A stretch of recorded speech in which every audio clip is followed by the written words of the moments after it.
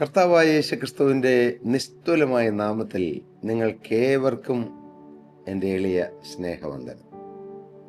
കർത്താവ് നിങ്ങളെ ഓരോരുത്തരെയും സ്നേഹിക്കുന്നു. നമ്മെ സ്നേഹിക്കുന്ന സ്നേഹനിധിയായ ഒരു ദൈവം. ആ ചിന്ത തന്നെ നമുക്ക് എത്രമാത്രം ആശ്വാസം തരും.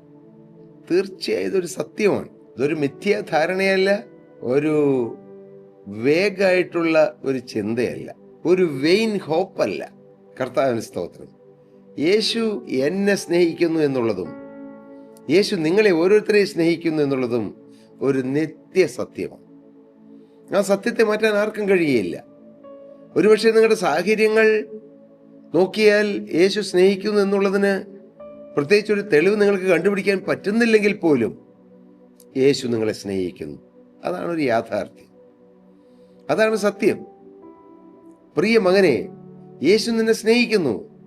പ്രിയ യൗവനക്കാരാ, യേശു നിന്നെ സ്നേഹിക്കുന്നു.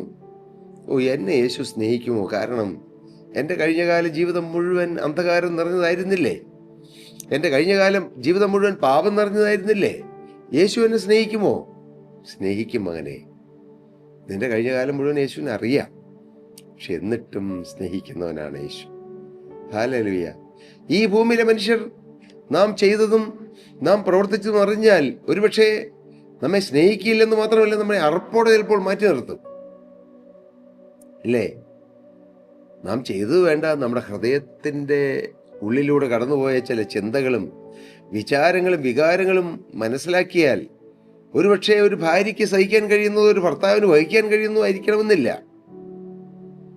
പക്ഷെ എല്ലാം കണ്ടിട്ടും എല്ലാം അറിഞ്ഞിട്ടും സ്നേഹിക്കുന്ന സ്നേഹം, അതാണ് യഥാർത്ഥ സ്നേഹം. ആ സ്നേഹമാണ് ക്രൂശിലെ വെളിപ്പെട്ടത്. ആ സ്നേഹമാണ് ജീവൻ തരാൻ തയ്യാറായത്. ആ സ്നേഹം ജീവരക്തം തന്ന് ആ സ്നേഹം വെളിപ്പെടുത്തി കാൽവറിയിൽ. ഹല്ലേലൂയ. ആ സ്നേഹത്തെ നാം ഓർക്കണം.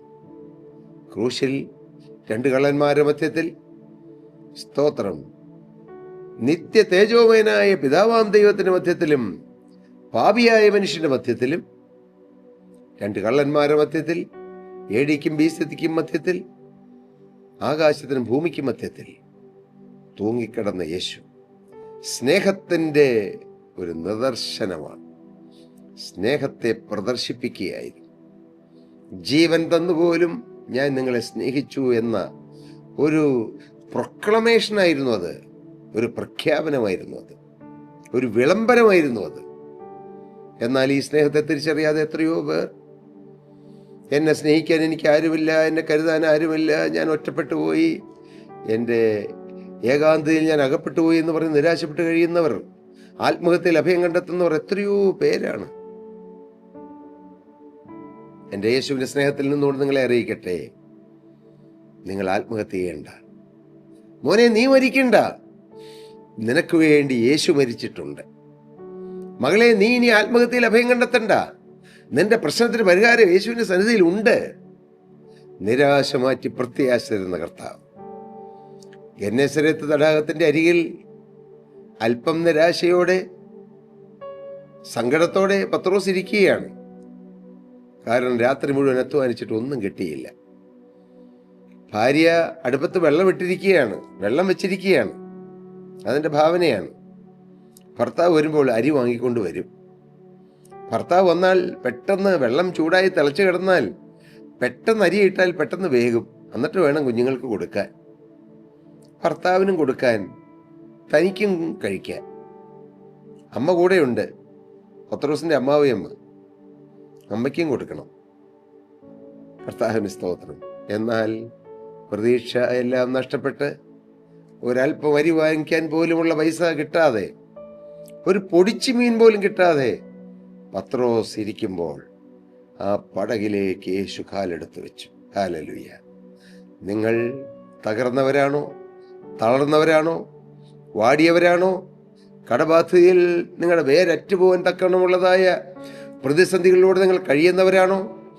ആര് സഹായിക്കാനില്ലാതെ ആര് സഹായിക്കും എന്നോർത്ത് നിങ്ങൾ വിഷമിച്ചിരിക്കുകയാണോ? അതെ, അങ്ങനെയുള്ളവരുടെ പടകിലേക്ക്, ജീവിതപ്പടകിലേക്ക് കാലെടുത്ത് വെച്ച് കടന്നു വരുന്നവനാണ് ക്രിസ്തു. സ്തോത്രം. യേശു കടന്നു ചെന്നു പത്രോസിന്റെ പടകിലേക്ക്.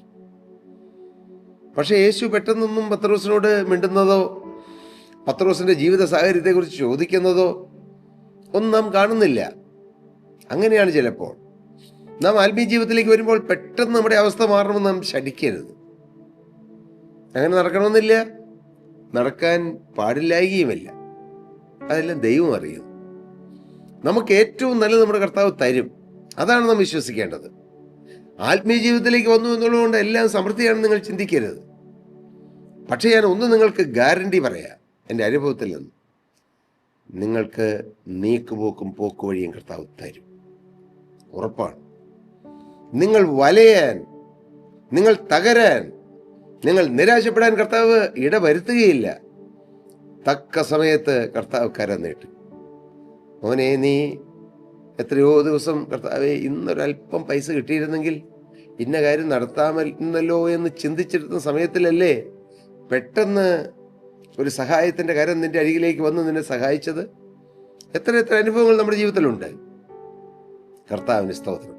കർത്താവ് നമ്മെ സഹായിക്കും, കർത്താവ് നമ്മെ സംരക്ഷിക്കും. നമുക്ക് ആവശ്യമുള്ളത് കർത്താവ് പ്രൊവൈഡ് ചെയ്യും. എപ്പോൾ? കർത്താവിൻ്റെ സമയത്ത്. ഇന്ന് പലരും ഒന്ന് പ്രാർത്ഥിക്കും, മറുപടി കിട്ടിയില്ല. ഇനി പ്രാർത്ഥിക്കാനില്ല. എനിക്കറിയാം, അങ്ങനെയുള്ളവരെ അറിയാം. ഒരു കുടുംബം, അമ്മയുണ്ട്, പക്ഷെ അപ്പൻ മരിച്ചുപോയി. 2 ആൺമക്കൾ. ഒരു കൂട്ടായ്മയിൽ ഇടയ്ക്കിടയ്ക്ക് വന്നുകൊണ്ടിരുന്നതാണ്. ആ മക്കൾ വിവാഹം നടന്നിട്ടില്ല. അമ്മയ്ക്ക് ചില രോഗങ്ങളുമുണ്ട്. പക്ഷേ നിരന്തരം വന്നുകൊണ്ടിരുന്നു. അമ്മയ്ക്ക് അല്പം ആശ്വാസം കിട്ടി, രോഗത്തിന് ശമനം കിട്ടിക്കൊണ്ടിരിക്കുന്നു. ആ ആൺമക്കൾ 2 പേരും വിവാഹപ്രായം കഴിഞ്ഞു. പക്ഷെ ഒരിക്കൽ ദൈവത്തിന്റെ ആത്മാവ് അവരോട് പറഞ്ഞു, മണവാളന്റെ സ്വരവും മണവാട്ടിയുടെ സ്വരവും ആ ഭവനത്തിൽ നിന്ന് കേൾക്കുമെന്ന്. പക്ഷേ അതിൽ മൂത്തവൻ പെട്ടെന്ന് തന്നെ പറഞ്ഞു, 1-2 ആഴ്ച കഴിഞ്ഞപ്പോൾ, അങ്ങനെയൊക്കെ സംഭവിക്കുമെന്ന് പറഞ്ഞിട്ടൊന്നും ഇതുവരെ നടന്നില്ലല്ലോ എന്നും പോയിട്ട് കാര്യമില്ല. ആ കുടുംബം പയ്യെ പയ്യെ മുന്നോട്ട് വലിഞ്ഞു. ഇതുവരെ ഒരു വിവാഹം നടന്നിട്ടില്ല. അമ്മയ്ക്ക് വീണ്ടും വീണ്ടും നിരന്തര രോഗങ്ങളും ഹോസ്പിറ്റലൈസ് ചെയ്യുന്ന അനുഭവങ്ങളും വരുന്നു. ഇതെന്തുകൊണ്ടാണ്? മടുത്തുപോകാതെ നാം പ്രാർത്ഥിക്കണം. കർത്താവിന്റെ പ്രവൃത്തിക്കായി നാം എളിമപ്പെട്ട് കാത്തിരിക്കണം. ഇന്ന ദിവസം നടക്കണമെന്ന് പറഞ്ഞ് നാം ശഠിക്കരുത്. തീർച്ചയായും സ്വർഗത്തിലെ ദൈവം തന്റെ വ്രതന്മാരുടെ നാവിലൂടെ ഒരു വാക്ക് കൽപ്പിച്ചെങ്കിൽ അത് നിവർത്തിക്കാൻ കർത്താവ് ബദ്ധപ്പാടോടെ നിൽക്കുകയാണ്. പക്ഷെ കർത്താവിനൊരു സമയമുണ്ട്. ആ സമയത്ത് നടന്നിരിക്കും. ആ സമയത്തെ നടക്കൂ. ഹല്ലേലൂയ. കർത്താവ് പറഞ്ഞു, സൗഖ്യം പ്രാപിപ്പാൻ അവർക്ക് എൻ്റെ അടുക്കൽ വരുവാൻ മനസ്സില്ല. ലോകമനുഷ്യർക്ക്, വിശ്വാസികളെന്ന് പറയുന്നവർക്ക്, ക്രിസ്ത്യാനികളെന്ന് പറയുന്നവര് അനേക കാര്യങ്ങൾ ചെയ്യാൻ അവർക്ക് സമ്മതമാണ്. രോഗം മാറാൻ തീർത്ഥയാത്ര നടത്തും. രോഗം മാറാൻ എവിടെയെങ്കിലുമൊക്കെ പോയി കുറെ രൂപ വാരി എറിയും. പക്ഷെ യേശുവിലേക്ക് വരാൻ മനസ്സില്ല. യേശുവിലേക്ക് വരിക, വചനത്തിലേക്ക് വരിക, സുവിശേഷത്തിലേക്ക് വരിക, രക്ഷയിലേക്ക് വരിക. സിയോനിൽ നിന്ന് ഇസ്രായേലിന് രക്ഷ വന്നെങ്കിൽ യഹോവ തന്റെ ജനത്തിന്റെ സ്ഥിതി മാറ്റും. അങ്ങനെയാണ് വചനം പറയുന്നത്. 14 സങ്കീർത്തനത്തിലും 53 സങ്കീർത്തനത്തിലും പറയുന്നു, സിയോനിൽ ഇസ്രായേലിന്റെ രക്ഷ വന്നെങ്കിൽ യഹോവ തന്റെ ജനത്തിന്റെ സ്ഥിതി മാറ്റുമ്പോൾ യാക്കോബ് സന്തോഷിക്കുകയും ഇസ്രായേൽ ആനന്ദിക്കുകയും ചെയ്യുമെന്ന്. സ്ഥിതി മാറ്റും, സ്ഥിതി മാറും. പക്ഷെ നാം എന്ത് ചെയ്യണം? സിയോനിൽ നിന്ന് രക്ഷ നമ്മുടെ തലമേൽ ഇറങ്ങണം. രക്ഷ വന്നാൽ, രക്ഷിക്കപ്പെടുന്ന അനുഭവത്തിലേക്ക് വന്നാൽ നമ്മുടെ അനേക പ്രശ്നങ്ങൾക്ക് പരിഹാരമായി. പക്ഷേ രക്ഷ വേണ്ട, പ്രശ്നത്തിന് പരിഹാരം കിട്ടണമെന്നാണ് മനുഷ്യർ ആഗ്രഹിക്കുന്നത്. യേശുവിന്റെ പിന്നാലെ പോകാൻ താല്പര്യമില്ല. യേശുവിന് വചനമനുസരിക്കാൻ താല്പര്യമില്ല. കൂട്ടായ്മകൾ കടന്നു പോകാൻ താല്പര്യമില്ല. വചനം കേൾക്കാൻ താല്പര്യമില്ല. കർത്താവ് പക്ഷെ പ്രശ്നം മാറണം. എൻ്റെ പ്രിയപ്പെട്ടവരെ, നിങ്ങളുടെ ഭൗതിക വിഷയത്തെക്കാൾ വലുതാണ് നിങ്ങളുടെ ആത്മാവിന്റെ വിഷയമെന്ന് കർത്താവ് അറിയുന്നു. നിങ്ങൾ അറിയുന്നില്ലെങ്കിലും, മകനെ നീ കടബാധ്യതയിലൂടെ പോകുന്നെങ്കിലും അത് നിന്നെ സ്വാധീനിച്ചിട്ടുണ്ട്. എന്നാൽ അതിലും വലിയ പ്രശ്നമാണ് നിന്റെ ആത്മാവിന്റെ പ്രശ്നമെന്ന് കർത്താവിനറിയാം. നീ തിരിച്ചറിയുന്നില്ലെന്ന് മാത്രമേ ഉള്ളൂ. നിന്റെ ആത്മാവിന്റെ ആ പ്രതിസന്ധികളെ മാറ്റി നിന്റെ ആത്മാവിൽ നിനക്കൊരു രൂപാന്തരം തന്നിട്ട് വേണം നിന്നെ ഭൗതികമായി കർത്താവിനെ അനുഗ്രഹിക്കാൻ. പക്ഷേ മനുഷ്യർ നിരാശപ്പെട്ടു പോകുന്നു. മനുഷ്യർ ദൈവത്തെ അവിശ്വസിച്ചു പോകുന്നു. എൻ്റെ കാര്യം ദൈവം നോക്കുന്നില്ലെന്ന് ചിന്തിക്കുന്നു. ദൈവം എന്നെ മറന്നു കളഞ്ഞു എന്ന് ചിന്തിക്കുന്നു. എൻ്റെ പ്രാർത്ഥന ദൈവം കേൾക്കുന്നില്ലെന്ന് മനുഷ്യൻ ചിന്തിക്കുന്നു. അല്ല പ്രിയപ്പെട്ട സഹോദരി സഹോദരങ്ങളെ, ഞാൻ പലപ്പോഴും പറയാറുണ്ട്, ഡിലേസ് ആർ നോട്ട് ഡിനയൽസ്. താമസിക്കുന്നത് നിങ്ങളെ ദൈവം ഡിനേ ചെയ്തുകൊണ്ടല്ല, നിങ്ങളെ അവഗണിച്ചതുകൊണ്ടല്ല, നിങ്ങളെ മറന്നതുകൊണ്ടല്ല. ദൈവം ഓർക്കുന്ന ദൈവമാണ്. യഹോവ ഓർക്കുന്നുവെന്ന് ദൈവവചനത്തിലുണ്ട്. ദൈവം നമ്മെ ഓർത്തിരിക്കുന്നു എന്ന് വചനത്തിലുണ്ട്. നമ്മെ ഓർക്കുന്ന ഒരു ദൈവമുണ്ട്, നമ്മെ കരുതുന്ന ഒരു ദൈവമുണ്ട്, നമ്മെ കാക്കുന്ന ദൈവമുണ്ട്, നമ്മെ അനുഗ്രഹിക്കുന്ന ഒരു ദൈവമുണ്ട്. ഈ ദൈവം അനുഗ്രഹം തരുന്ന ദൈവമാണ്. എങ്ങനെ? ആത്മീയമായും ഭൗതികമായും. കർത്താവിന്റെ വചനം പറയുന്നു, മുന്നമേ അവന്റെ രാജ്യവും അവന്റെ നീതി അന്വേഷിപ്പീൻ, അതോടുകൂടി ഇതൊക്കെയും കിട്ടും. ഉണ്മാനുള്ളതും ഉടുക്കാനുള്ളതും ഭാവിക്കുള്ളതും കുടുംബത്തിനുള്ളതെല്ലാം കർത്താവ് തരും പ്രിയരെ. കർത്താവിൻ്റെ സന്നിധിയിൽ ഒന്നിനും മുട്ടില്ല. അനേകായിരം അനുഭവങ്ങളുടെ പിൻബലത്തിൽ നിന്നുകൊണ്ടാണ് പാവപ്പെട്ട അടിയനെ നിങ്ങളോട് പറയുന്നത്. തക്ക സമയത്ത് കർത്താവ് കരം നീട്ടിയത് എനിക്കറിയാം. എൻ്റെ കർത്താവ് വൈകിയില്ല. ഹല്ലേലൂയ. ഞാനിത് പറയുമ്പോൾ 100 അനുഭവങ്ങൾ എൻ്റെ ഹൃദയത്തിലൂടെ തിക്കിത്തിരക്കി വരുന്നുണ്ട്. ഞാനെല്ലാം ഒന്നും പറയുന്നില്ല. എൻ്റെ കർത്താവിന് സമയം വൈകുകയില്ല. എൻ്റെ കർത്താവിന് സമയം തെറ്റുകയില്ല. പാവപ്പെട്ട ഞാനും എൻ്റെ ഭാര്യയും കൈകോർത്ത് പിടിച്ച് ദൈവസന്നിധിയിൽ പ്രാർത്ഥിച്ച എത്രയോ വിഷയങ്ങളാണ് ലാസ്റ്റ് മൊമെന്റ് കർത്താവ് മറുപടി തന്നിട്ടുള്ളത്. കഴിഞ്ഞ ദിവസം ക്യാൻസർ ബാധിച്ച ഒരു പാവപ്പെട്ട കുടുംബം കേട്ട വഴി തകർന്നുപോയി, ബോധം കെട്ടു വീണു. ഒരു മകനുണ്ട്, അപ്പനും അമ്മയും ഉണ്ട്. മകൻ എന്നെ വിളിച്ചു, സാറേ പപ്പയ്ക്ക് ക്യാൻസറാണ്, വളരെ ഗൗരവമാണെന്നാണ് നോക്കിയ ഡോക്ടർ പറഞ്ഞത്, അത് സ്പ്രെഡായി എന്നാണ് പറഞ്ഞത്. ആ പാവപ്പെട്ട കുഞ്ഞ് കരഞ്ഞു. ഞാൻ ആ പിതാവിനെ വിളിച്ചു. ആ പിതാവും ഏങ്ങലടിച്ച് കരയുകയാണ്. ഞാൻ എൻ്റെ കർത്താവിനോട് പ്രാർത്ഥിച്ചു, കർത്താവേ ഈ കുടുംബത്തെ ഒന്ന് ആശ്വസിപ്പിക്കണം, എൻ്റെ അപ്പ അവിടുത്തെ ആശ്വസിപ്പിക്കുന്ന കാര്യം തൊടണം. ഞങ്ങൾ പ്രാർത്ഥിച്ചു, ഒരുമിച്ച് പ്രാർത്ഥിച്ചു. അവരും കരഞ്ഞു, ഞാനും കരഞ്ഞു. കാരണം ആ കുടുംബത്തോട് എനിക്ക് വലിയ സ്നേഹമുണ്ട്.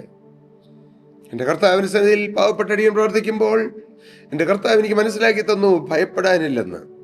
ഡോക്ടർ പറഞ്ഞു ഭയപ്പെടാനുണ്ട്, വളരെ സീരിയസ് ആണ്, ആ അവയവം മുറിച്ചു മാറ്റേണ്ട വരുമെന്ന്. എൻ്റെ യേശു എനിക്ക് ഉറപ്പ് തന്നു. ഹല്ലേലൂയ. അത് ഭയാനകമല്ല, ഭയപ്പെടാനില്ല എന്ന്.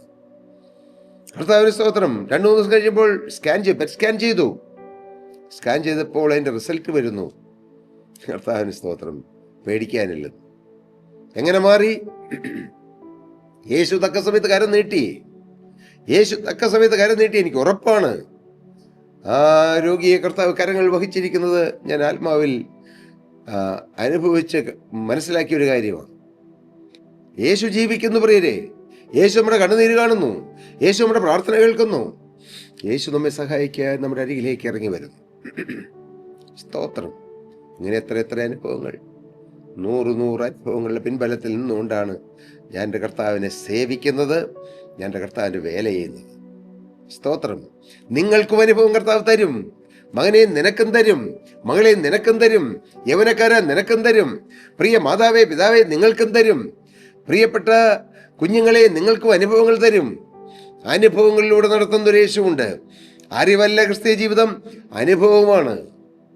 ഹല്ലേലൂയ. ഈ അനുഭവം തരുന്ന, ഈ എക്സ്പീരിയൻസ് തരുന്ന ക്രിസ്തുവിനെ നിങ്ങൾ എക്സ്പീരിയൻസ് ചെയ്യൂ, അനുഭവിക്കൂ. അതല്ലേ ക്രിസ്തീയ ജീവിതം. ക്രിസ്തുവിനെ അനുഭവിക്കുന്നതാണ് ക്രിസ്തീയ ജീവിതം. കർത്താവിന് സ്തോത്രം. ആ ഭാഗ്യ പദവി കർത്താവ് നിങ്ങൾക്ക് നൽകട്ടെ എന്നാണ് എൻ്റെ പ്രാർത്ഥന. എല്ലാവരും യേശുവിനെ കണ്ടെത്തട്ടെ, എല്ലാവരും യേശുവിനെ മുറുകെ പിടിക്കട്ടെ, എല്ലാവരും യേശു പ്രാർത്ഥന കേൾക്കുന്നവനാണെന്ന് അനുഭവിക്കട്ടെ, എല്ലാവരും നിത്യജീവന്റെ ഉറപ്പുള്ളവരാകട്ടെ, എല്ലാവരും നിത്യസ്വർഗത്തിലെത്താൻ ഇടയാകട്ടെ, എല്ലാവരുടെയും പ്രശ്നങ്ങൾക്ക് പരിഹാരം കർത്താവ് കൊടുക്കുന്നത് എല്ലാവരും അനുഭവിക്കാനിടയാകട്ടെ. അതാണ് എൻ്റെ പ്രാർത്ഥന. കർത്താവ് നിങ്ങളെ അനുഗ്രഹിക്കട്ടെ. പ്രിയപ്പെട്ടവരെ, ദൈവനാമം മഹത്വപ്പെടട്ടെ. പ്രിയ സഹോദരി സഹോദരങ്ങളെ, നിങ്ങൾക്ക് ഏതെങ്കിലും പ്രാർത്ഥനാ വിഷയങ്ങളുണ്ടെങ്കിൽ താഴെ കാണുന്ന നമ്പറിൽ ഞങ്ങളുമായി കോൺടാക്ട് ചെയ്താൽ ഞങ്ങളുടെ പ്രെയർ വാരിയേഴ്സ് ടീം നിങ്ങൾക്ക് വേണ്ടി പ്രാർത്ഥിക്കും. ഞങ്ങളുടെ പ്രെയർ ഡെസ്കിലുള്ള ദൈവമക്കൾ നിങ്ങളുമായി കമ്മ്യൂണിക്കേറ്റ് ചെയ്യും. കർത്താവ് നിങ്ങളെ നിറപടിയായി അനുഗ്രഹിക്കട്ടെ. ദൈവനാമം മഹത്വപ്പെടട്ടെ. സ്തോത്രം.